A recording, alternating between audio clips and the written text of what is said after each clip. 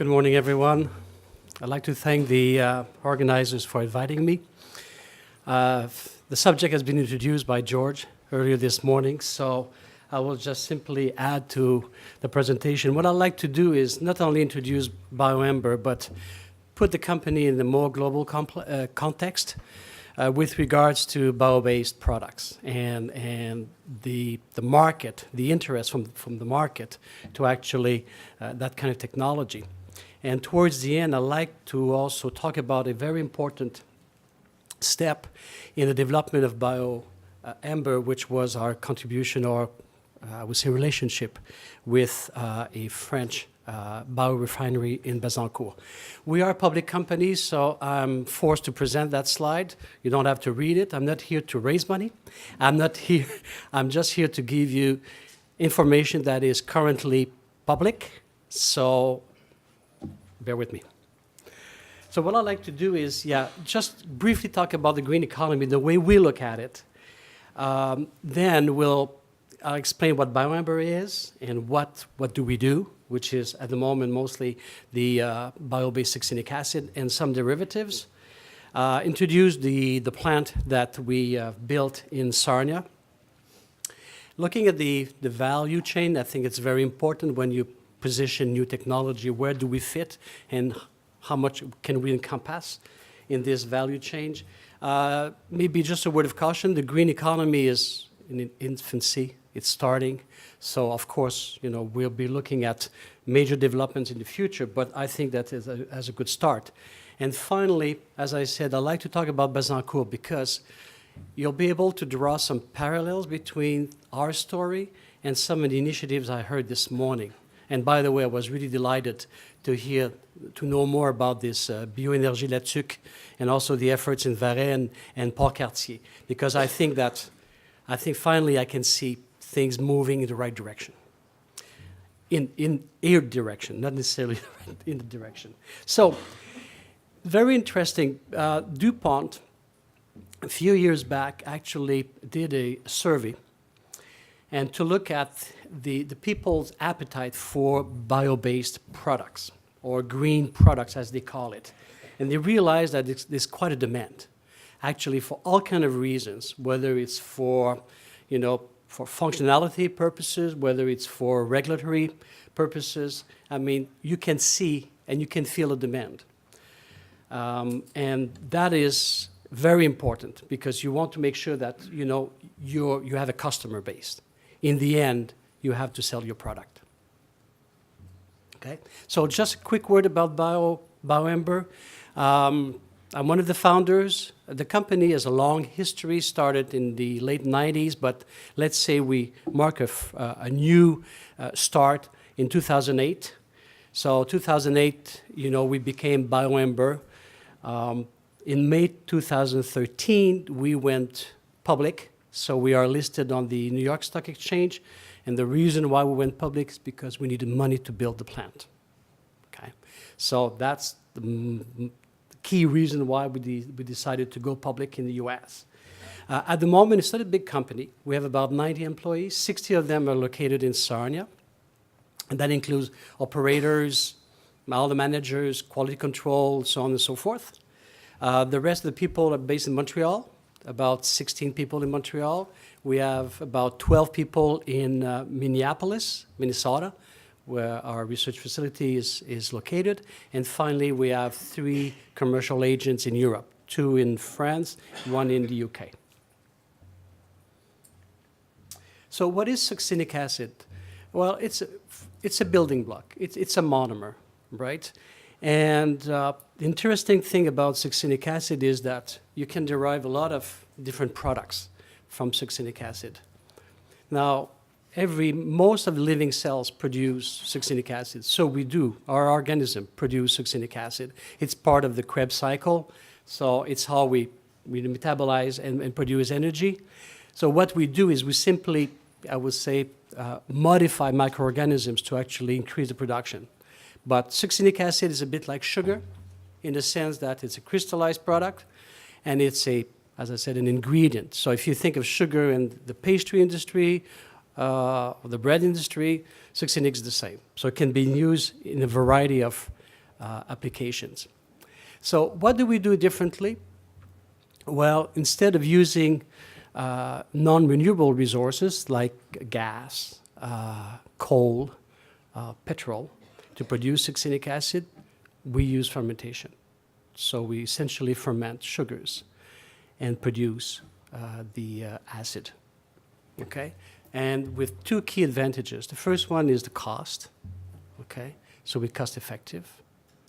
Even at the price of oil at the moment, we're still cost effective.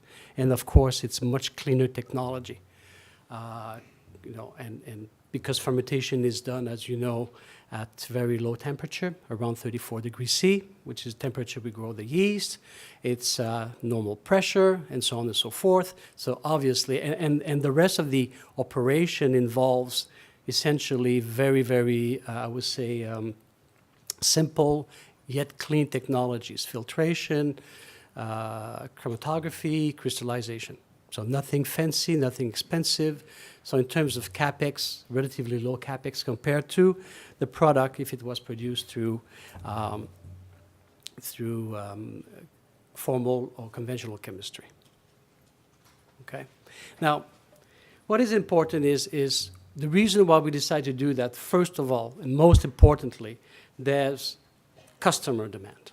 As I said earlier, DuPont showed it. There's been numerous examples of studies were done. People look at sustainable products or sustainable technologies, natural, anything that can reduce the CO2 production or the CO2 footprint, and I'll go back to that. So that's really very key to this business. Second, of course, is the value. Despite the fact that it's green, natural, and so on and so forth, I'm not sure that customers are always willing to pay the extra premium, okay? So that's why we need to be cost competitive. The benefit will come later. And number three, performance and innovation. Succinic acid is a drop-in product. In other words, most companies can easily switch from their existing raw supply to succinic. They don't need to change their technology, don't need to change the machinery. It's pretty much the same, except that customers are always looking for performances, innovation. And in many, many cases, not all cases, but in many cases, succinic acid provides some very neat, unique features. Okay? So depending on the application. Not all applications, but some of them. So we're able to actually bring in the performance and the innovation as well. Succinic is used, and for those that like to see, we have a animated video on our website. You can click on it, and it's a cartoon. It shows the different applications of succinic acid. It's everywhere, including if you travel in Japan or Asia, even in your soup, because with succinic we produce what we call disodium succinate, which is a flavor agent that is used in Asia, in broth and ramens and things like that. So it's everywhere. Essentially personal care. You'll see later we have an agreement with Inolex for personal care products. Food and flavors, as I just said. Spandex, polyesters, leather, and so on and so forth. So it's a very versatile product, and that's one reason why we choose it. Okay, so that's who we are. Now, this morning, George, in the first presentation, talked about Sarnia Lambton and our plant. So I thought that instead of, thank you. Instead of showing, I'll show you an animated cartoon that will show you the constructions of the plant. Go. So, let me see. Okay, so what you'll see at the beginning is the back end of the plant, which is essentially the warehouse. Yeah, exactly. See, you can see the warehouse where we stock the product, where we actually, bag it and so on and so forth. If you pay attention to the back, later on you'll see large tanks because the fermenters were assembled on site. You can see some of the parts. You'll see also in a moment that it took more than a year to build. You can see now the three large batch reactors in front of the building. And between the warehouse and those 3 batch reactors is the downstream processing part of the plant. And as you can see it now completely finished on the right-hand side. So those 3 reactors are about 1.8 million liter reactors, and they are run in batch.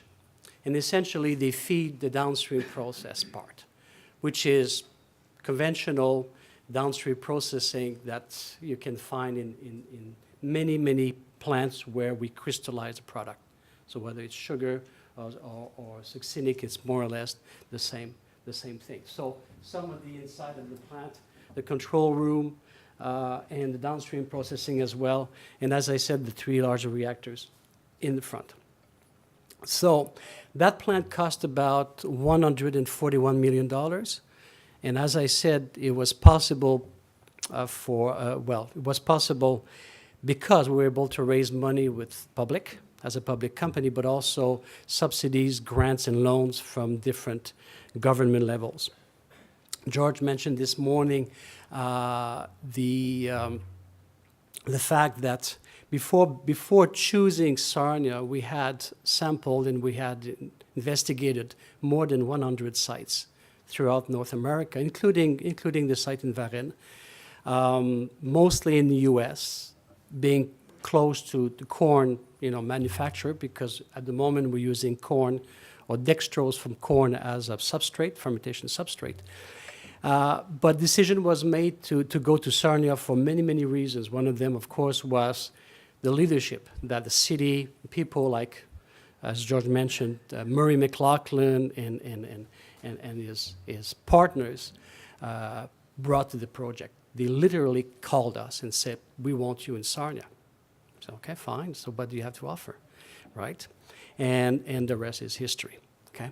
So we're very pleased with our collaboration with the province of Ontario and, of course, the region and the city and the park, because the BioAmber is located in the biopark of Sarnia-Lambton. Okay, so this is interesting, and this is mostly for our customers. As I said, because customers are concerned about, the CO2 fingerprint of the plant. It's a 30,000 metric ton capacity plant, and because it's a neat, novel, biotech-based technology, it reduces, the CO2 footprint considerably. So it's very interesting. We have an LCA. You can go on the website and actually consult some of the information related to that. Okay, so it's one thing to, I guess, find a technology. It's one thing to build a plant, but you have to sell the product, right? And there's been considerable efforts to actually partnership with companies. A bit like in the early stage of NutraSweet, if you remember, and the work that the company did, working with Pepsi, working with Coke, and so on and so forth, to actually try to convince them to use the technology, to build in technology. We did the same thing. This is one example. Inolex is a small, I would say medium-sized personal care manufacturer. And we worked together to actually replace some of their ingredients with succinic acid or derivatives of succinic acid. So it took a long time, and that was mentioned before. All these things takes a lot of time, to actually secure partnership, to work through the partnership, and commercialize. And in the end, you have a product or a line of products by Inolex that is made using, among many, many ingredients, succinic acid. So that's one example of, and of course, our goal is to do a little bit like Intel, for instance. When Intel manufactures the chips, the CPUs of computers, and you have on most of your laptops a little logo, it says Intel inside. Well, we try to develop the same concept. We cannot use BioAmber inside. I tried. And I was told that might not be a wise decision. So we decided to have something different. So now we are in the process of commercializing a new logo, which is BioAmber inspired. Okay, so in replacement. But essentially, that's one thing. So we will never be the end producer, of course. Okay, we are manufacturing. Succinic remains a commodity product in most markets, and that's who we are. So now, if you look at the growth curve of this new green economy, and I will, put all the bio-based initiatives in one pot, if you don't mind. So it is normal that it's still expensive. So we need a lot of work to actually crack the market, because we don't have the time. We don't have the long period that petrochemicals had, for instance, to develop technologies and implement manufacture and sell their products. And now they are a mature, of course, industry. And with eventually the petrol cost will go up. I don't believe that it will sustain at the level it is now. Hopefully not going further down. So it will eventually, with all kind of reasons, go up a little bit. So that's going to be a sort of a push towards other technologies. Amino acid, we saw the same thing. Now it's becoming a commodity with many, many plants all over the world. The first generation ethanol. And now you see appearing the bio-based products. Succinics being one. Other products in the pipeline, adipic acid, butanediol. The nice thing about our technology is the following. The succinic acid market per se is not a large market. It's about 40 to 60 million tons a year, but increasing. Okay, according to Sullivan, you'll see an increase as there's a production and the price goes down. You'll see an increase, which is natural. Now, I think the beauty of succinic acid is, as I said, is a monomer and can be used as a platform. We were able to identify a technology that was developed by Davy. Davy Technology is a UK-based company, and they are the main licensor of butanediol technology. In other words, 1,4-butanediol is a monomer used in the industry as a solvent, used as a base for spandex, used as an ingredient of PBS, which is a polymer plastic. It's a huge market. I mean, many, many-fold bigger than succinic acid. It's currently produced using petrol-based ingredients, and it's done through the Davy technology. So Davy technology is a proven technology. So we approached Davy, we licensed the technology, we did some assay, and we can convert our succinic acid into BDO, which would give you a fully bio-based BDO. So with succinic acid, with bio-based succinic acid and bio-based BDO, for instance, you can produce a fully bio-based PBS or polybutylene succinate, which is a bioplastic. So as you can see, the succinic is one step, but it can go in different directions. In fact, George mentioned that Sarnia is in competition for the second plant. BioAmber has announced that it will build a second plant somewhere in North America. We haven't decided exactly where. Truly, Sarnia is considered as one of the sites, along some other sites in the U.S. It will be a sort of a copycat of the Sarnia plant in the sense that it's going to be a succinic acid plant with a production around 100,000 metric tons as opposed to 30,000 metric tons. But at the back end of it, there will be the Davy technology, which will allow us to do BDO as well. And that's interesting because it will provide some edging in the sense that depending on price of the different ingredients, we can actually sort of modulate production, right? But it will be the first industrial, commercial, bio-based butanediol plant. And we hopefully like to announce it towards the end of this year or early next year. Okay? Now, so this is about BioAmber, but I'd like to take this opportunity to talk about the biorefinery concept and how important that concept was for us. And many of you will recognize, the issues here. Okay, so I will introduce the Bézancourt biorefinery. our partners in the beginning. But before that, I'd like to present this slide because I think it's a very interesting slide in the sense that it provides a very simple yet accurate definition of biorefinery. So sustainable processing of biomass. And we heard about forest biomass and waste biomass or domestic waste biomass or feedstock. So I thought it was very interesting. And of course, being involved in agriculture and forestry, you forget about the other biorefinery, but there's all kind of biorefinery. And the one that is very interesting is the Bézancourt one. So when I started with BioAmber, and that was in 2006 as a consultant, they already had set up a relationship with a small research organization in France called ARD. And ARD is located in Bézancourt. Okay? So Bézancourt is in France. In fact, it's in a region of France called Champagne-Ardenne, and more particularly in the north side of Champagne-Ardenne.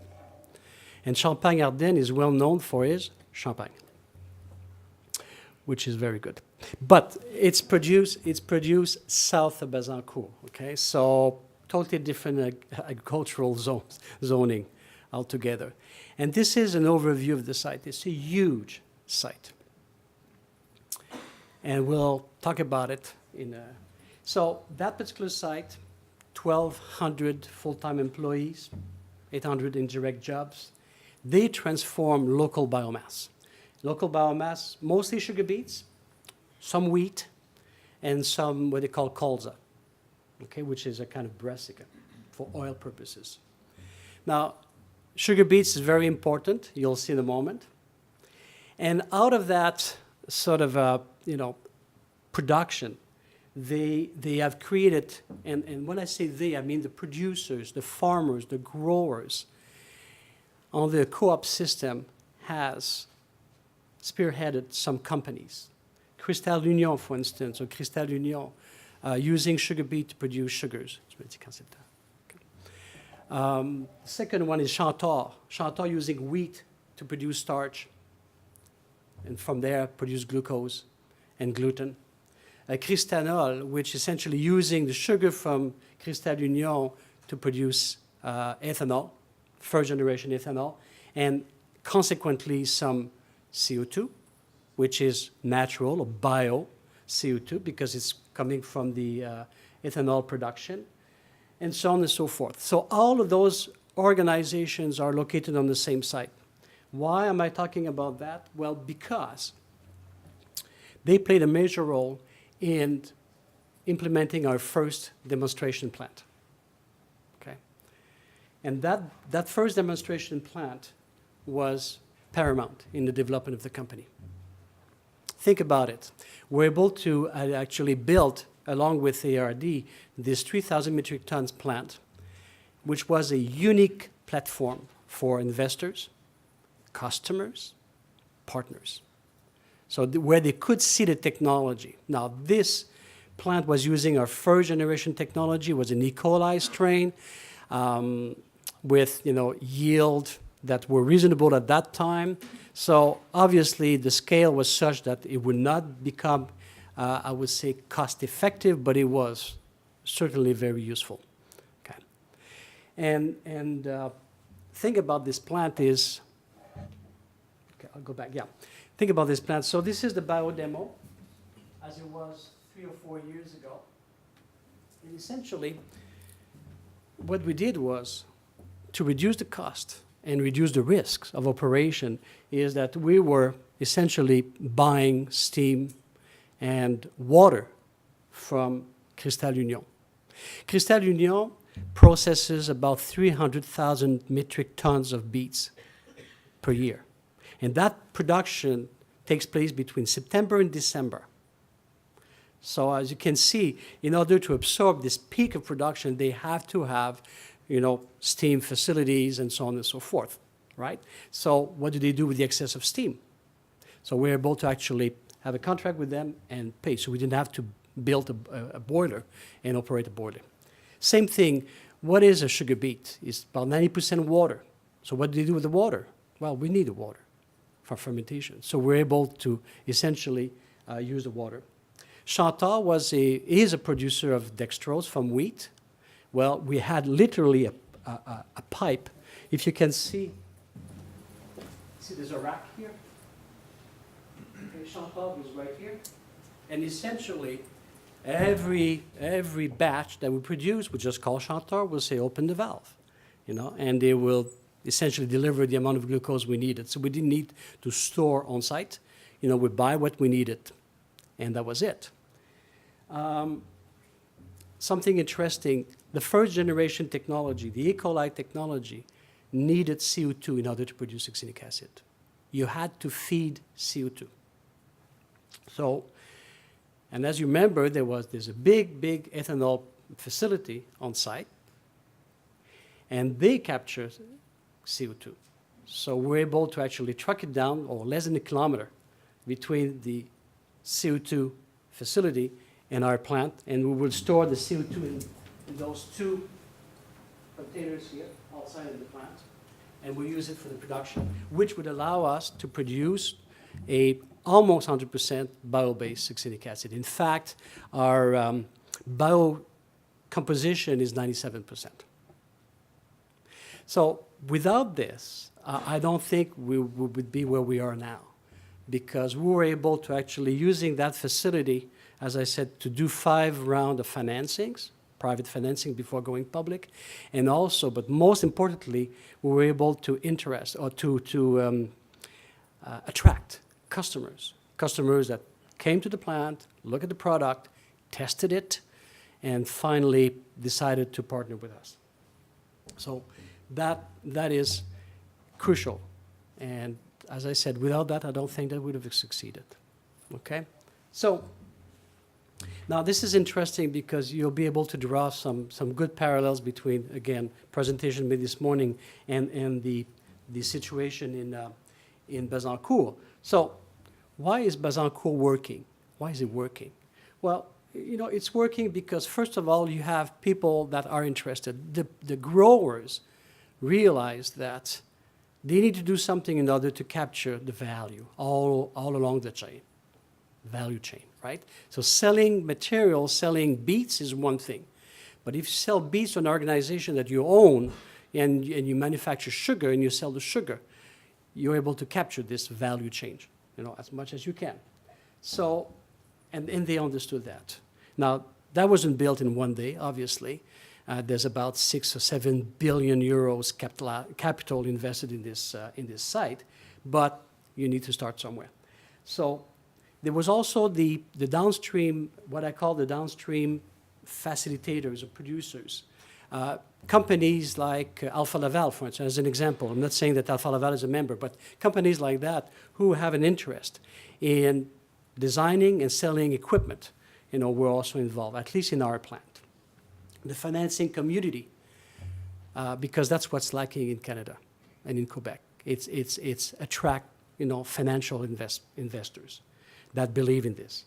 Well, they have local banks in France. It's a totally different banking system that we have. And they have banks that specialize in agriculture, so they understand what's behind these things.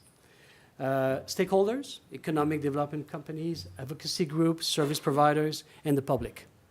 Every time they do something, and George was alluding to that as well this morning, in his own organization, you have to have all the partners sitting at the same table. They need to understand what you do. They need to appreciate the value of what you do. And the risks, because there's always risk. So I think that's the reason why it's working. And of course, we've done exactly the same thing with Sarnia being a partner with us. And the city, as I said, the county, the province, and the federal government as well, helping us to build this. Okay, so I would say in conclusion, I think what I saw this morning is refreshing, is very interesting, because I think, as I said, we're moving in the right direction. I don't know where the third plant will be. I know the second plant won't be here, for sure. But I think that if as a province, as we continue to work in that direction, and we build those initiatives, we'll create I will say, the critical mass that we need.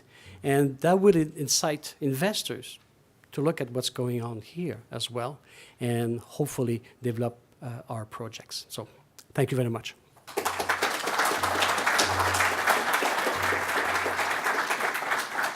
very much, Mr. Bernier. Do you have a question for our speaker? You want? The room? I should have some question, I know. Hi, Sir. there's one there. I would like to ask you I think the production cost of Six. uric acid Mhm. saga plant. Right. How much, how many dollars per pound, per kilo of succinic acid? You want to know the production cost or the selling cost? I can't tell you how much we sell for. I cannot tell you. No, the production cost of your succinic I can, well, I, any product. okay. Well, I wish I could, but I cannot, of course, reveal our production costs. What I'm saying is that we are, if you look at the cost of succinic acid at the moment, whether it's the spot price or long-term price, we are under pricing. So we can sell and cost effectively, but I cannot tell you how much it costs to produce. Is around 1,400. I cannot answer that question, sir. Well, as I said, I mean, the spot price or the price, it's anywhere between 1 to, well, depending on the application, because the food application are much more expensive, as you can guess. So I would say lower prices. I haven't looked at the tables, but probably around 1.6 euros kilogram, something like this. It's a commodity product for sure. But depending, again, where you sell it and what purpose you sell it, what applications. Other question? Okay, me, I have a question. Sure, sure. You know, for the benefit of the students, there's many students on the room, and I have already asked you this question. I will ask you again this question. Okay. Because there's many people here that would like to attract your third plant Mhm. in Quebec. And you know your headquarters are in Montreal, Mhm. and you do not have any plant in Quebec. Correct. Why? Yeah, that's a tricky question. So I have to be careful how to answer that. Not too much people from Quebec.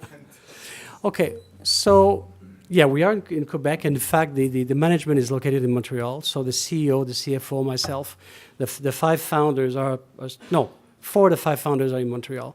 So we did approach, of course, the province of Quebec through different organizations, and without, I guess we're not able to sort of create the excitement that they were looking for. And I cannot talk on their behalf, right? But most importantly, and I would like to I think this is very important, and some people will relate to that, I'm sure. It boils down to individuals and relationships. Okay, I'll tell you why in a moment. So when George talked about, the region of Lambton, he mentioned a few names, and among them, Murray McLaughlin. Now, Murray was my boss before I joined BioAmber, because I was vice president for Foragent, which was a venture capital firm, funding, sponsoring, financing agricultural-related projects.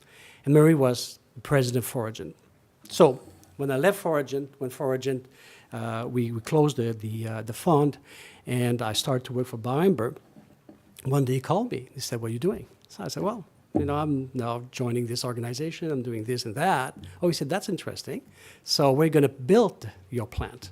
Oh, I said, "Well, we have a team of 3 people, essentially, scouting the entire United States to find a site." He said, "What about Sarnia?" I said, "I don't know." I said, "You should talk to my colleague." So I passed the call to Mike, and the rest is history. So there was a guy there that essentially believed in the project and drove this project, with the city, with the county, with the government of Ontario. I remember, I will never forget, a meeting that was organized between us, the key management of BioAmber, and the Minister of Industry. And we had half an hour with the minister, face-to-face conversation, to explain what we were trying to do. And this is worth, I mean, you cannot imagine, the value of something like this. So, in other words, there was a few individuals that believe in the initiative, and they said, we would like this initiative in Lambton, Sarnia Lambton, because it makes sense for what was said before. And it does make sense. So we ended up there.